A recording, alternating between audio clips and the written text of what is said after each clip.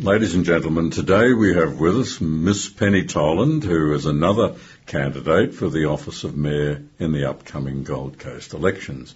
Penny, like Jim Wilson, Tom Tate and John Abbott, has kindly given us time to come and answer the questions that have been asked of the other candidates, to give you an opportunity to get to meet Penny. So, Penny, thank you very much for being here. Oh, thank you for having me. Penny, before I start, I'm going to ask you if, in answering the questions that I put to you, if you could bear in mind the 5 principles that have a bearing on local government in Queensland, and they are called the 5 principles of local government. And the first principle is transparent and effective processes and decision-making in the public interest. The second principle is sustainable development and management of assets and infrastructure and delivery of services. The third principle is democratic representation, social inclusion and meaningful community engagement. And the fourth principle is good governance of and by local government. And finally, the fifth principle is ethical and legal behaviour of local government employees. And of course, those principles apply to the mayor, the councillors, the CEOs and all council employees performing a responsibility under the Local Government Act, and so carrying out really their task. And so please feel free to relate any of those principles, and particularly I think the one that everyone's interested in at the moment is sustainable development and balance between growth and protecting and keeping our environment. So if I can start with, to Penny Toland, what are the necessary personal requirements of character and personality that you see are important in order to fit you to hold the office of Mayor? I think, obviously, when you are the Mayor, you have that leadership role. You have all the same responsibilities as a divisional councillor, but on top of that, you're tasked with formulating the strategic direction for the city. My way of thinking is, it's about bringing the councillors together. It's a representative government, so you elect your divisional councillor to represent the views and needs of that division. So the way I see it is I would like all divisional councillors to feel comfortable to come to the table and, in the most robust way, advocate for their division. And then it would be up to myself as the strategic director to balance those needs so that one division's needs doesn't compromise another. I think from the feedback I'm getting in the community, they want to feel part of that process, and as they should. I see the community as the employer because we're working for them, and I think the issue is they feel shut out and they don't hear about decisions until they're already made, or they're told, oh, that was on the website, and you'd have to navigate a website to find it. So I think it's about bringing people together. I have a vision for the city, and so people, if they read what the vision statement is, can have, my assurance that everything we do will be heading in that direction. So it's like an umbrella, if you like, and I think communication really is the key, because if you have the community on board and taking ownership of decisions, it's a much smoother ride. Well, it's communication and inclusion, as you say, that I like the point that you raise, that as a political entity, you're really a representative. As you said, the people of the Gold Coast employ you to run the place, not to rule it, but to govern it for and on their behalf. So if I'm right in that, what are the qualities of character that you believe are required in order to fit you to hold the office of Mayor, your character? Right. I think trustworthiness is critical. So doing what you say and say what you do, I think that's paramount because you are dealing with public funds and making decisions. I think being open and transparent in your dealings, not bias and even perceived bias. There's a lot of commentary about conflicts of interest and how they're dealt with. I think also being accessible to people. There's been a lot of commentary about people feeling that anytime they've asked a question using social media, the question gets deleted and they get blocked. And to me, you cannot claim to represent people if you can't actually listen to them. Well, you certainly can't claim to lead people if you don't listen to them. That's interesting to hear you say that. Now, I want the listeners to know, and those who may not know, Penny, that I have sitting in the studio with me now a young woman of 36 years, and could easily be my daughter and a lot of other people's daughters. And I think you will be surprised as we go through these questions to hear Penny's articularity. So that leads me to this. What form and what degree of experience in life, in professional life, in working life do you believe is required of a person if they want to lead this community and be the mayor? I think, a lot of people do comment on my age. I am the youngest of the 6 candidates. But to put into perspective, I suppose, I was at university 20 years ago. So in the last 20 years, I've got 2 degrees, one in medical science and another one in law, and then went on to complete the necessary qualifications to be admitted to practice law. I've worked in the public service. This is my 17th year, so I've seen how the public service at the state level at least operates and things that can be done better. I've volunteered at a community legal centre, which really brought me face to face with the issues people come across. A lot of people out there are struggling financially, emotionally, spiritually, all the rest of it. And I just want to, it sounds corny as a politician does, but my motivation in life is if someone has a problem and it's within my ability to fix it, then I will. Well, I think that those are the qualities that have been mentioned by all your opponents, and I think that age really is irrelevant. It's really character, and you've addressed that. It's experience. Well, the experience you've had at 36 will just be added to, but your intelligence is gained now, your abilities are gained now. So leading on from that question, what personal and professional qualities will you bring to the office of mayor if you're elected? I think I have a very analytical mind. So if someone brings a proposal to me, I want to know the facts and figures about it. A lot of ideas that are floated may sound good on the surface, but, scratch just a little bit underneath, and they're actually not feasible.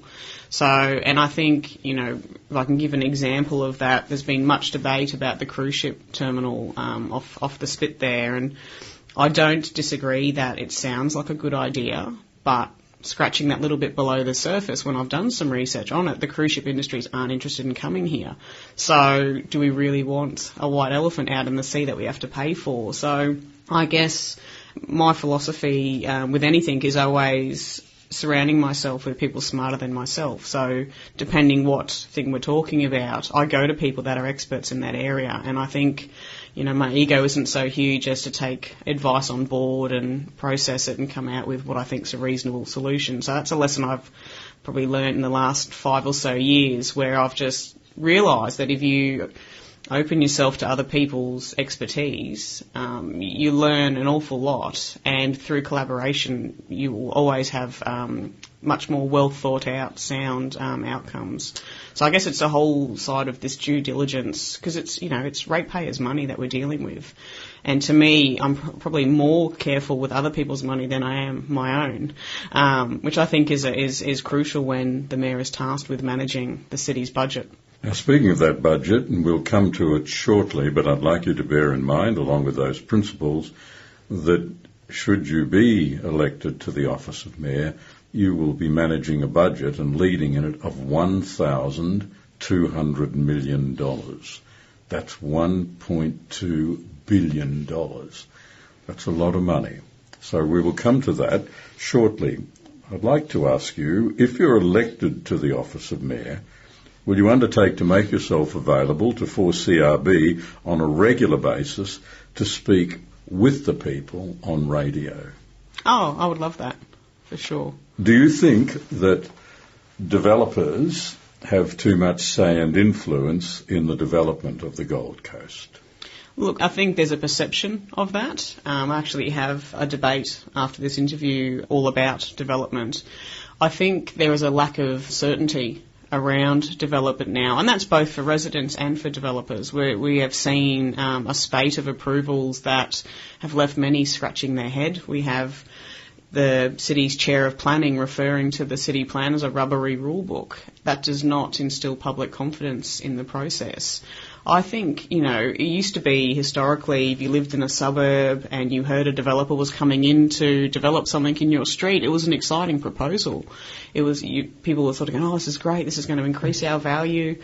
Now, I think there's a very large divide between residents and developers. And I think that's because there's been a lot of perceived secrecy when people have asked questions saying, like a prime example is Iluka 88, which has been approved in Surfers Paradise, and that was approved under delegated authority, so did not go to full council. It has been hailed as the largest residential development in our city's history, and yet it did not go to full council. I think people were just shocked when all of a sudden, and the magnitude of that development, just to put into perspective, Q1, most people on the coast would know of Q1 and its size. That has a plot ratio of 6-1. This new Iluka has 36-1. So you imagine Q1 and then you're seeing something that's basically 6 times more dense, and that was approved by a handful of people. Well, as a corollary then, and leading on from that, do you know or believe, if you don't know, that developers have undue influence on committees in the development of the plan and all other aspects of the infrastructure, lifestyle, community on the Gold Coast? I think, I've asked many questions of the chair of city planning, who, is a councillor, and it's a question I asked was about the development on the Spit and the height limits, and it's an issue that a lot of people are concerned about, and the response given back to me was verbatim what the developer then said in the paper literally days later. And I think, is that a coincidence that you have someone on the planning committee and the developer of the project using the exact same phrases when arguing for a development? I think that's concerning. I think if you wanted to build a shed in your backyard, you probably don't have the same access, which is wrong.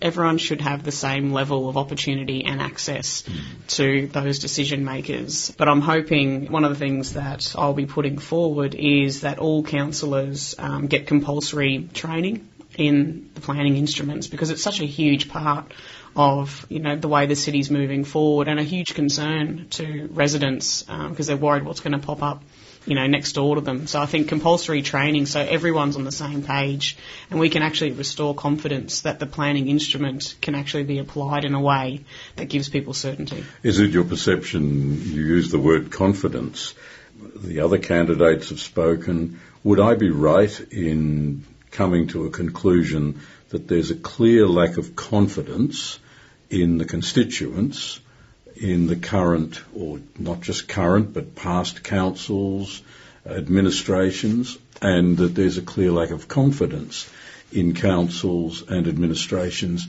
in the reliability of the constituents? Would I be right in that there's a lack of confidence in each for the other? 100%. The people who come to speak to me, that's, they just feel, lost in this system. They're saying that basically, there's a bubble and they're on the outside, and that's wrong. Well, it needs to be inclusive. Whilst growth, expansion and jobs are important, I think you would agree, as have the other candidates that I've spoken to, so is the retention of a sustainable environment, social cohesion, social harmony and lifestyle.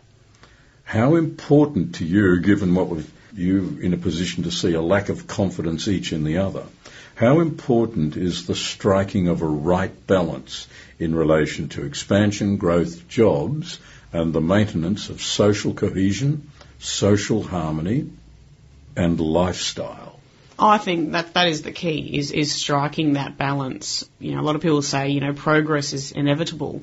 But for me, progress is actually enhancing, be it the landscape or the environment, whatever it may be, not detracting from it. And I think that's what there's a confusion that, in order to move forward, we do have to concrete everything, and that's just inevitable. I don't agree with that. I think balance, and this is balance of everything, a balance between sort of our urban landscape and our natural landscape. I like the fact that you can travel around the Gold Coast and there's a different character of the different suburbs. I think that needs to be maintained because it's both aesthetically pleasing and it won't turn our city into a gridlock everywhere we go.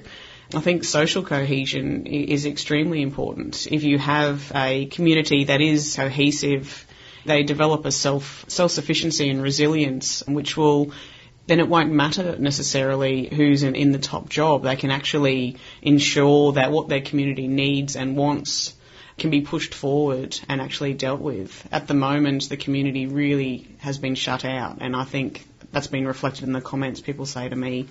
I cannot place enough emphasis on social infrastructure, sort of giving people, bringing the communities together. Because the more you know, like, you don't need to be in each other's pockets, obviously, but the more that there is that sense of community and taking ownership, having pride in their various suburbs, the city benefits from all these things. Well, leaders and the led really, to move forward, need to be in harmony, and they need to be together. And one of the difficulties in politics is you can't please everyone. And one of the difficulties of any political office seeker or holder is to deal with those who don't support them, who will never support them. And I'll ask you some questions about that a bit later. I think you've answered how you would seek to maintain the balance between that development, social cohesion, social harmony. There'll be places where concrete is appropriate. There'll be places where parks, gardens, sand and beach is appropriate.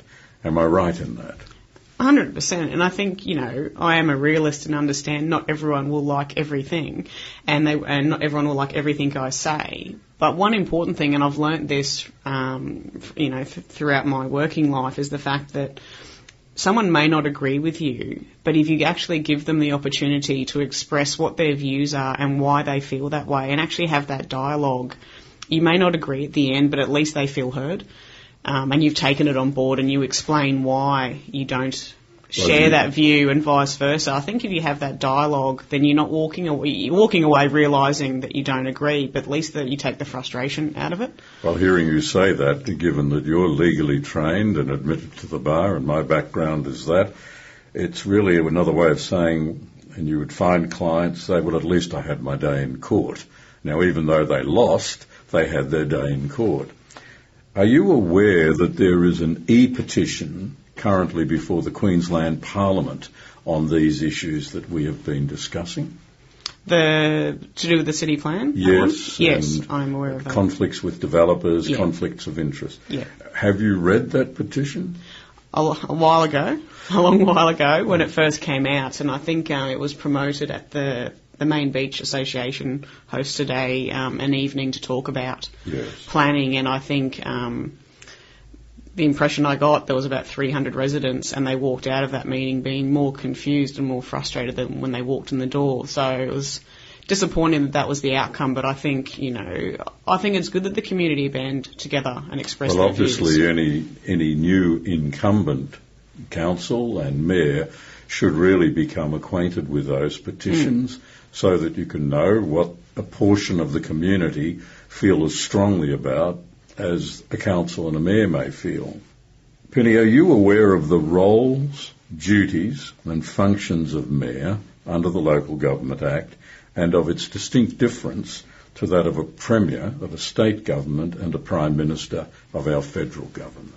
I've read the Local Government Act, what are the roles of mayor, and I've on a number of occasions used that information to highlight some of the activities of the current mayor fall outside that.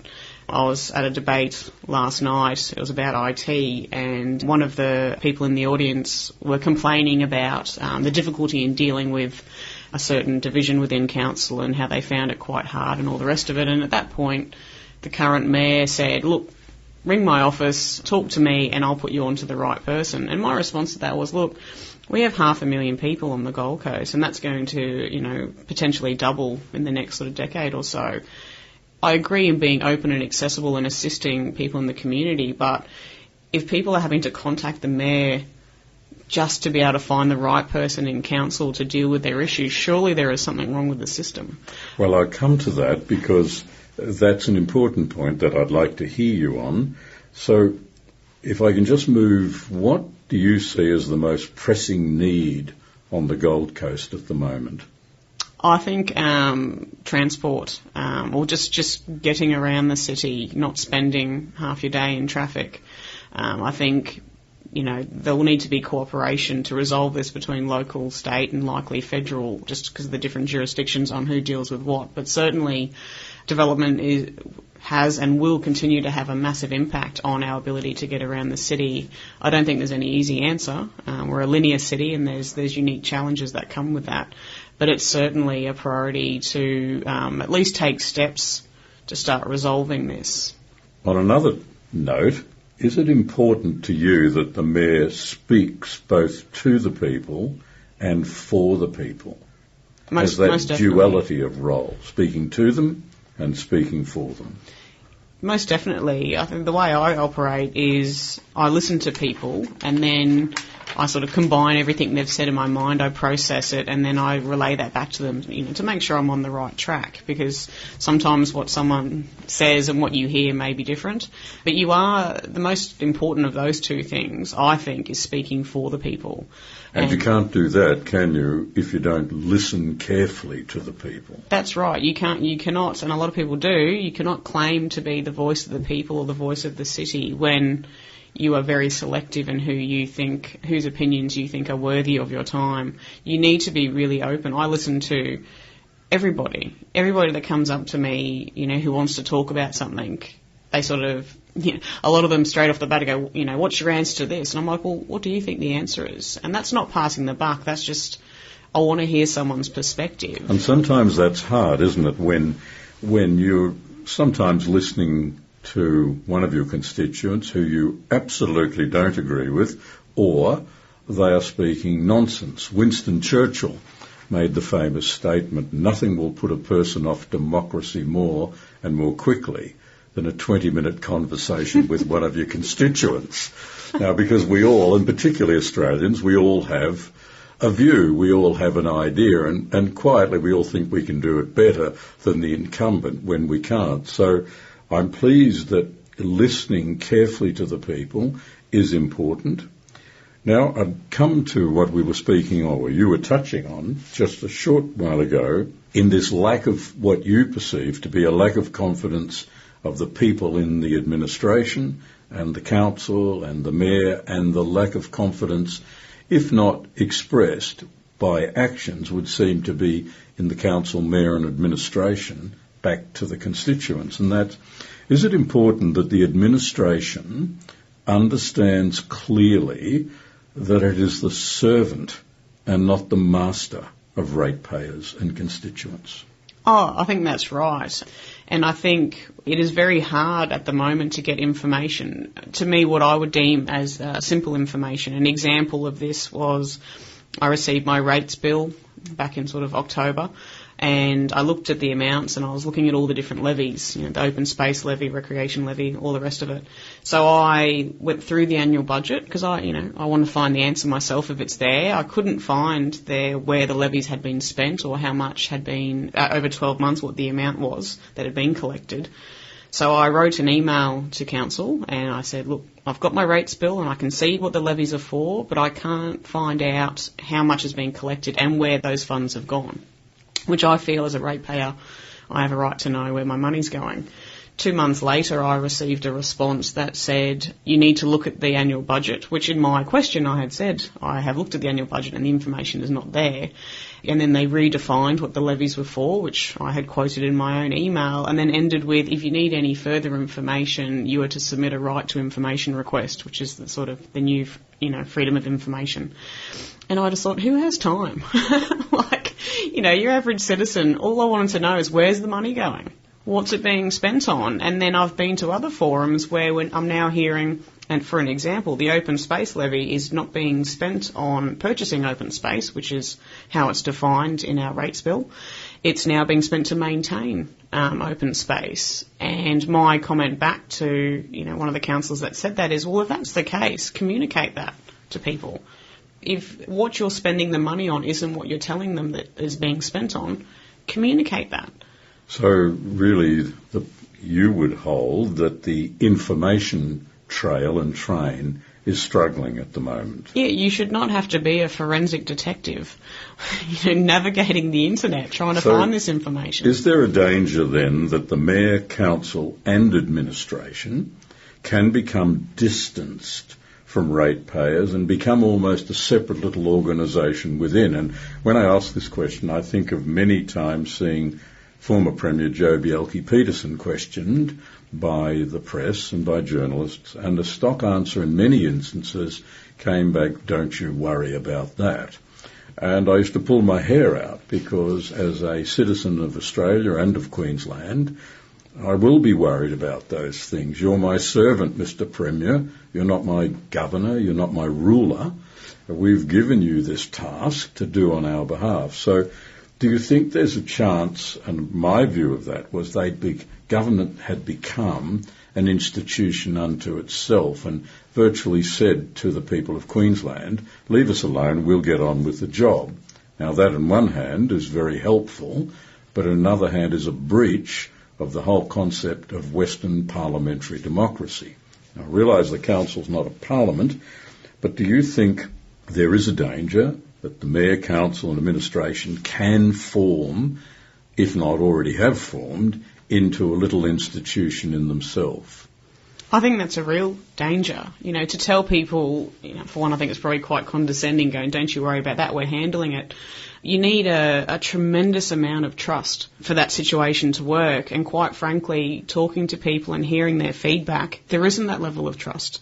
There isn't the huge level of trust that is required. And I think, and I say this to people, I said, look, and this is in everything I do, I said it is not good enough just to do the right thing. You have to be seen to do the right thing as well. So it's basically, you may think you have all the answers, but you need to communicate with people so they know what's going on and can have some input. Not only be done, it must be seen to be done. That's right. And sometimes the latter is more important. Now, does the $1,200 million budget, $1.2 billion, better than some third world countries, does that weigh heavily upon you? Look, it's a huge responsibility, but I've never shied away from big responsibilities. I think the way that the budget was previously formulated was the heads of the various directorates within council would put their needs and wants forward. That would go to the CEO to compile into a document, and then that would go to the divisional councillors and full council to have a look at and go, okay, that's what the various services need, be it animal management, parks, whatever it could be. And then they would have some input into it, and then the mayor would take all that information and then deliver a budget back out to be voted on.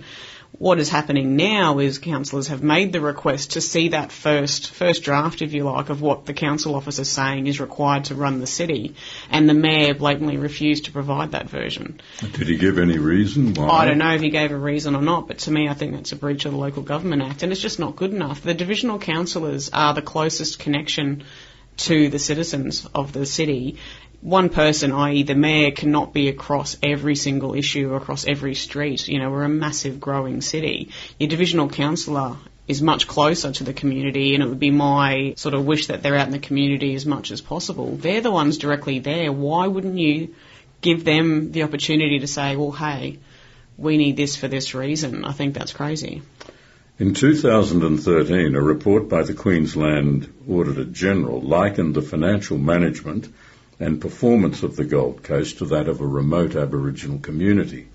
And I quote a part of that report where the Auditor General said, a state government audit of councils across Queensland revealed the Gold Coast was one of 16 councils to have its financial sustainability at a higher risk because of a substantial operating deficit. Other councils which were rated at the same level included Palm Island, Doomadgee and Yarrabah Aboriginal Shire councils. Now that is a direct quote from that report. Now given that report of the Auditor General and the substantial budget of the Gold Coast, is it imperative that the administration of the Gold Coast be open and truthful at all times with residents? Most definitely. As I said, as a resident, being someone on the outside wanting to get onto the inside to find out what's going on, you really can't get information. You can ask very specific questions and you just cannot get information. Well, so what will you do to address the issues of openness with the people and responsible, sound and prudent management of that substantial budget? What will Penny Toland do? Well, I think the first step, if I'm fortunate enough to be elected, is to do an audit and just work out where money is being spent. Seems to be a very casual attitude to money that has been wasted. Our logo, that became a bit of a national joke.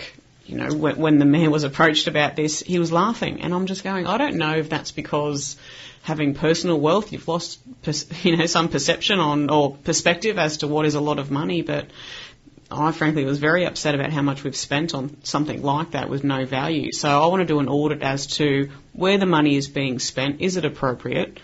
And I'm happy to release the outcomes of that audit for people so they understand why I would actually do it in the first place. At the moment, there is no way from the outside to determine where this money is going from. And, if I'm in the role of mayor, I need to know. And I think if I need to know, residents need to know as well. What is the biggest mistake you believe has been made over the last 4 years? I think, broadly speaking, what has happened is we've lost trust, and there's a number of things. I think the logo is a prime example. The logo should be something that reflects what the city is and is about, and people are proud about it. I think, was it $700,000 that have been spent, and I can't see any benefit from it. Another one is the IT system. Apparently we've spent over $100 million to install this new software that's supposed to make the operations of council better. From my understanding, we still don't have a complete system. So, we're $100 million in with no sort of discernible end to the process. I think that's concerning. Having come from, I work for Queensland Health. We suffered one of the biggest and most well publicised IT debacle probably in the history of Queensland with our payroll. So I'm familiar how things can go wrong. But I just think what has happened is we're not promoting ourselves as a city. We're a tourism city, so that any sort of promotional stuff has to be about the city. But instead, we have seen money that should go to promoting the city going to promote one personality. What is your responsibility to those, if you're elected, what do you see as your responsibility to those who don't support you and will never support you? That terrible bane of public life, which I experienced as a judge. There were those who agreed with the decision, and there were those in the press, the government, who thought the decision was appalling. So in politics, it's probably even more difficult because you're far more open to public scrutiny. So what do you see as Penny Toland's response, duty and obligation to those who don't support her and will never support her? As we said earlier, you will never please everybody, but to me, even if you don't agree with me or I don't agree with you, I will always show respect for other people's opinions. That doesn't mean that I will agree with them all the time, but it's about just respecting that there is that difference and acknowledging it. I'm not going to walk around in a fairyland thinking everyone loves everything I do. I think that's ignorant and arrogant, and no one likes arrogance. So it's about, I think, as long as I'm clear as to why we're going down the path we're going, I think what more can you ask for? Like, you may not agree, but at least you know where I stand, and I'll make it clear, and not just what the decision is, but why that is. And I think that's what a lot of people in sort of top positions forget about. They sort of go, well, this is the decision, and that's it. And they said, I've told you what the decision is, but people want to know why is that the fundamental decision. Principle, isn't it, what you're really espousing of democracy that we've had for the last 500 years in the West is, I may not agree with what you say, but I will defend to the death your right to say it. Of course. And you certainly seem to articulate that. Ladies and gentlemen, we've had the pleasure of listening to Miss Penny Toland and hearing her as she's put herself forward to you for your consideration for the important office of Mayor of the Gold Coast. Penny, I thank you for making this time available. You've obviously got a fairly full plate at the moment in debates and public meetings. And on behalf of the listeners and of Radio 4CRB, I wish you every success. Thank you for having me.